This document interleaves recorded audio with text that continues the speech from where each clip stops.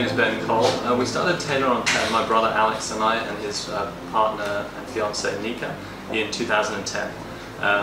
We set up for a while and then launched in early 2011 on Sukhumvit Soy 10. We soon realized it was a really good business and it was a viable business, and so we moved very quickly from Soy 10 to Soy 8, where we are currently. The reason why we started the business in Bangkok was we felt that it was a very aggressive tailoring market, probably the most aggressive in the world.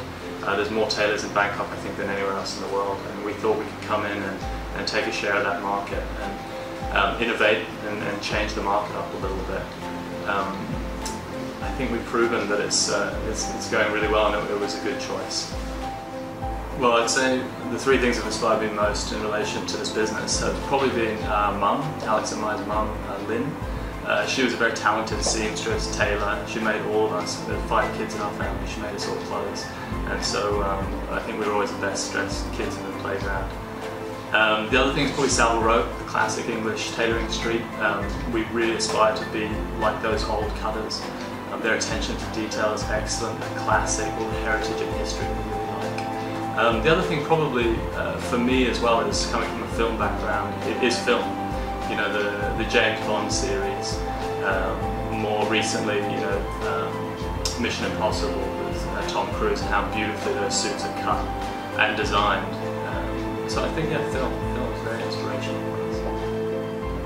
Well, I think probably the most successful thing about us is the fact that we have really strong client retention.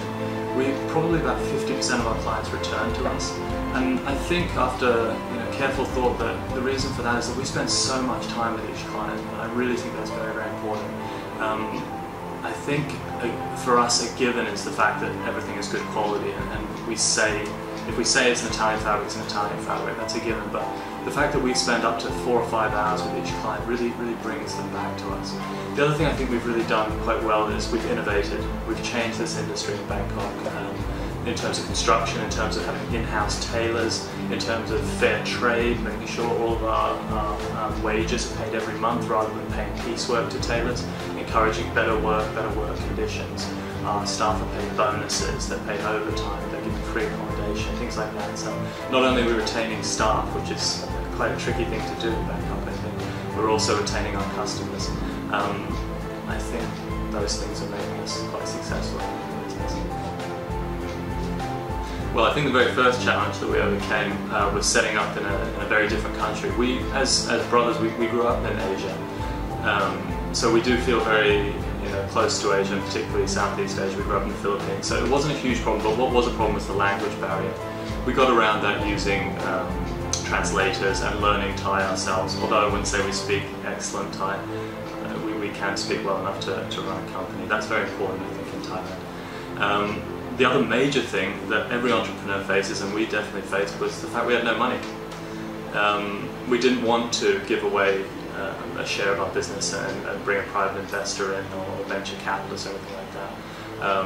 We started with our own money, we started very organically, and we grew our business literally suit to suit.